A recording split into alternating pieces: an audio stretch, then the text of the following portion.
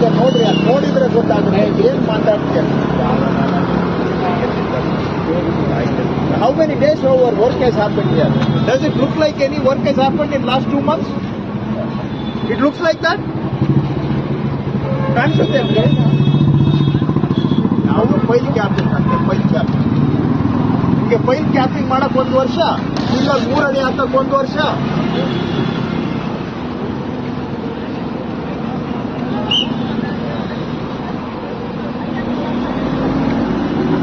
ಒಂದೊಂದು ಲೈನು 4 ವರ್ಷ ಡಿಲೇ, ನಿಮ್ದು 5 ವರ್ಷ ಡಿಲೇ. ಇಲ್ಲಿ ಬಂದು ನಮ್ಗೆ ಪಾಠ ಮಾಡ್ತೀರಾ?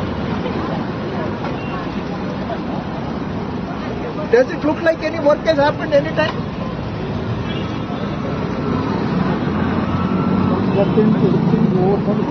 That end, why you close that end? Why are you closing this end?